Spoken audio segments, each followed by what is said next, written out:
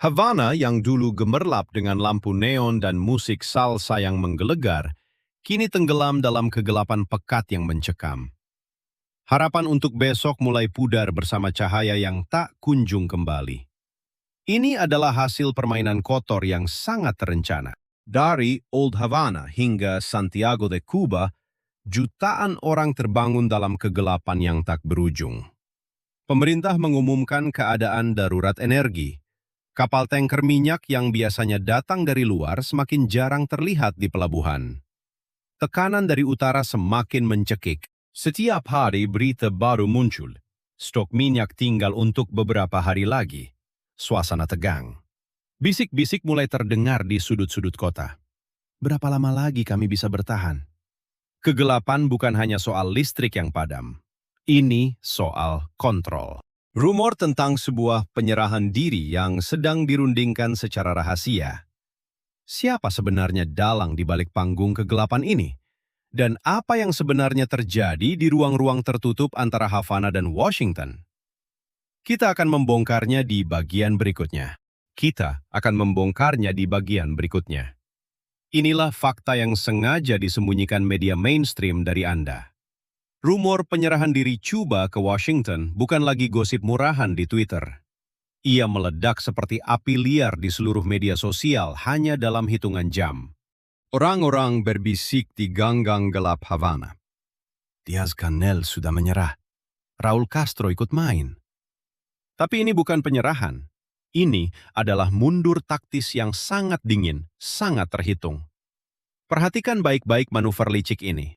Untuk pertama kalinya dalam puluhan tahun, Chairul Miguel Diaz-Canel dan simbol revolusi Raul Castro duduk langsung di meja yang sama dengan utusan Washington. Pertemuan-pertemuan rahasia itu tidak terjadi di Istana Presiden.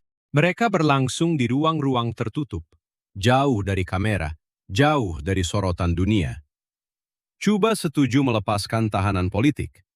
Cuba membuka pintu bagi reformasi ekonomi yang selama ini mereka kutuk sebagai kapitalisme liar. Dan yang paling pahit, mereka membiarkan investor Amerika mulai mengintip peluang di pulau yang dulu mereka anggap musuh bebuyutan. Ini bukan kekalahan di medan perang.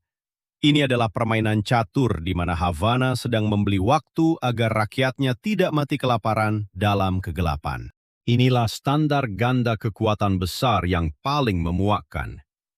Donald Trump, setelah kemenangan keduanya, memperketat embargo seperti never before.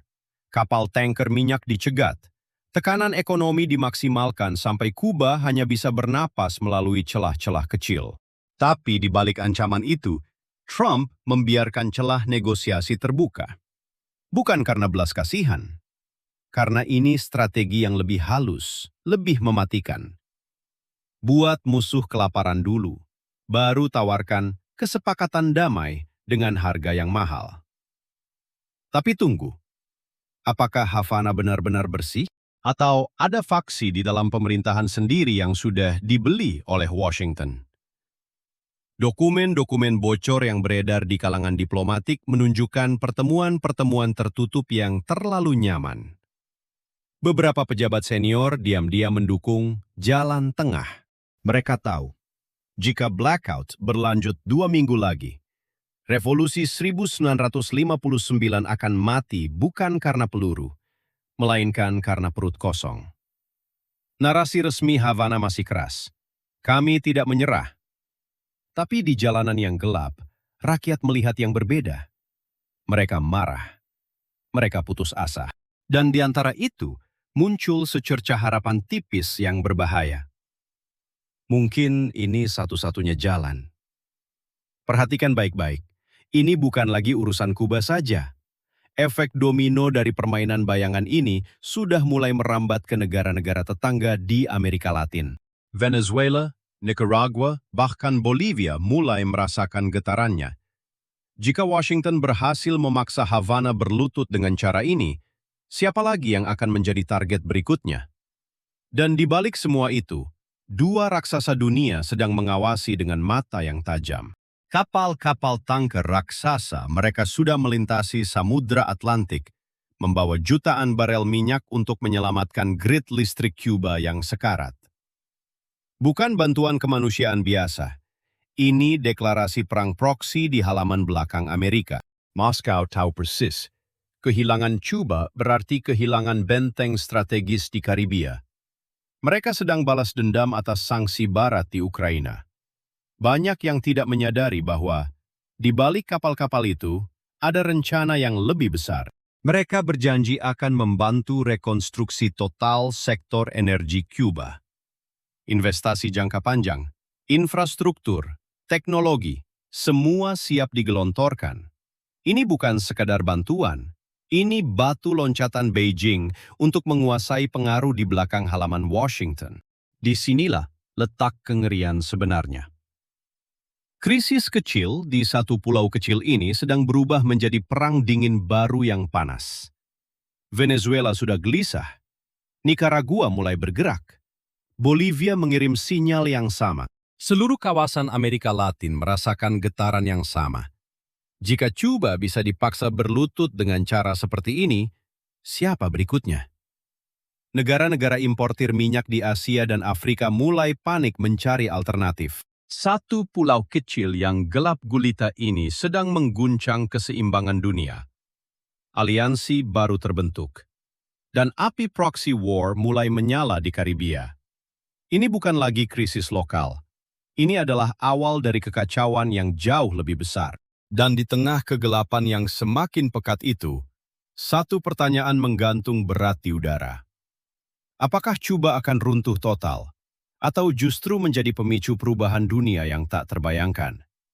Kita akan melihat klimaks dari semua ini di bagian terakhir. Kita akan melihat klimaks dari semua ini sekarang. Bayangkan saja, negosiasi rahasia itu gagal total. Blackout bukan lagi berhari-hari, tapi selamanya. Havana tenggelam dalam kegelapan abadi. Antrean roti berubah menjadi kerumunan putus asa yang tak bergerak. Rakyat yang dulu bangga dengan revolusi, kini hanya bisa menatap langit malam yang kosong. Ini bukan akhir sebuah pulau. Ini contoh hidup yang mengerikan, bagaimana sebuah kekuatan besar bisa menghancurkan sebuah bangsa hanya dengan mematikan keran minyak. Tanpa satu peluru, tanpa satu rudal, hanya dengan mematikan saklar. Tapi ada skenario lain, lebih licik, lebih pahit. Washington akhirnya mengalah.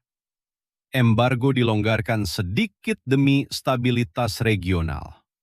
Kapal tanker boleh masuk lagi. Listrik menyala pelan-pelan. Tapi dengan harga yang sangat mahal. Investor Amerika kembali menguasai pelabuhan. Reformasi ekonomi dipaksakan. Revolusi 1959 dikubur pelan-pelan di bawah lapisan cat baru yang berkilau. Havana mungkin terang kembali, tapi jiwa revolusinya sudah mati. Disinilah letak kengerian yang sesungguhnya. Cuba bukan lagi pulau kecil di Karibia. Ia telah menjadi simbol perlawanan yang hancur. Atau simbol kekalahan yang ditampilkan sebagai kemenangan.